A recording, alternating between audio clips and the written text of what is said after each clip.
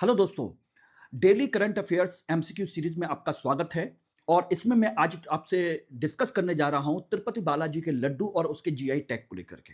देखने में तो बहुत ही साधारण सा लड्डू लगता है कि भाई साधारण सा लड्डू है, लेकिन आपको पता है दक्षिण भारत की और भारत की अर्थव्यवस्था को बहुत बड़े स्तर पर यह प्रभावित करता है। इतना बड़ा इसका कहा जाए कि व्यापार होता है कि आप कल्पना नहीं कर सकते और इतना ज्यादा बिजनेस को समझ लीजिए सपोर्ट करता है।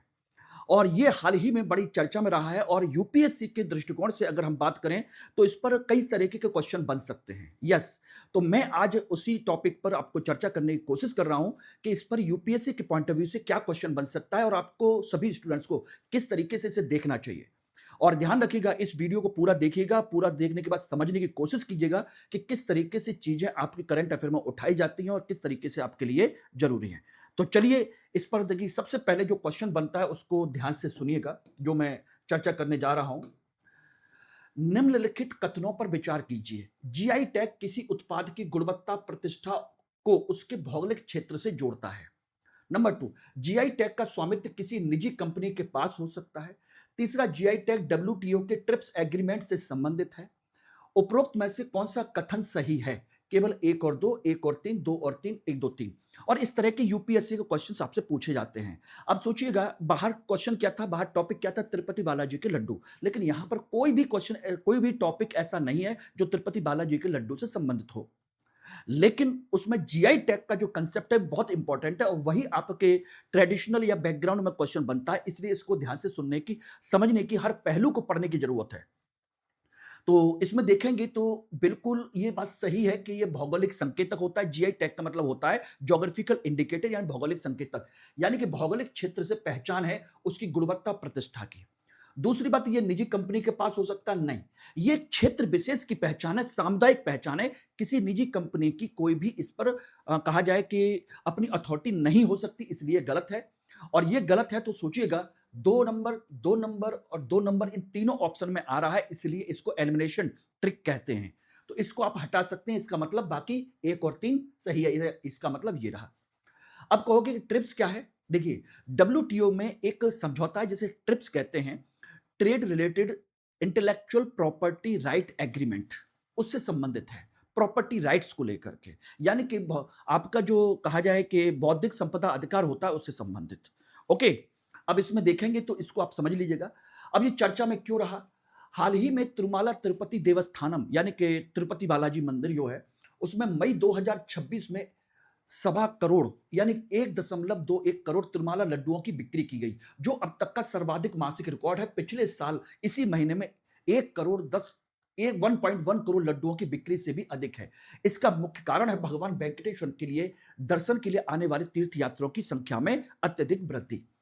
और ये बात क्या है कि इसको ज्योग्राफिकल इंडिकेशन मिला हुआ है, यानी कि भौगोलिक स्तर पर इसको एक पहचान मिली हुई है।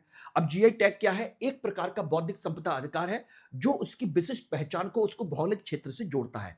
यदि किसी वस्तु की कोई विशेष गुणवत्ता है, कोई प्रतिष्ठा है या अन्य विशेषता है, जैसे जो विशिष्ट क्षेत्र से कारण उत्पन्न होती है, तो उसको ये जीआई टैग मिलता है। जैसे तिरुमाला लड्डू हैं, दार्जिलिंग चाय है, बासमती चावल है, बनारसी साड़ी है, अल्फांसो आम है, इस तरह की ये सब आपकी क्षेत्रीय पहचान से संबंधित हैं। बात आती है कि ये किस आधार पर दिया जाता है, तो इसका कानूनी आधार है geographical indication of the goods registration and protection act 1999। इसको आप ये अच्छे तरीके से याद कर लीजिएगा, बहुत बेहतरीन तरीके से। 15 सितंबर 2003 से ये सिस्टम लागू हुआ था और डब्ल्यूटीओ के ट्रिप्स एग्रीमेंट के अनुरूप ये है। अब इसमें और क्या क्या चीजें हैं? इसका मुख्यालय जो है ज्योग्राफिकल इंडिकेटर रजिस्ट्री जो है वो चेन्नई में है, ये भी ध्यान रखिएगा।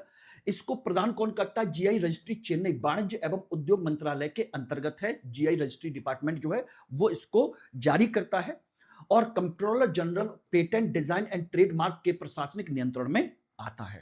ये सभी पॉइंट्स आपके लिए बहुत इंपॉर्टेंट है। बात आती है कि जीआई टैग किसको दिया जाता है। देखिए, जब उसका कोई भौगोलिक संबंध हो, उसकी कोई विशिष्ट गुणवत्ता हो, उसकी कोई प्रतिष्ठा हो उस क्षेत्र विशेष के आधार पर, और उसकी मानव एवं प्राकृतिक कारकों की उसकी विशेषता स्थानीय जलवायु, मिट्टी, कौशल या परंपरा से उत्पन्न होती है।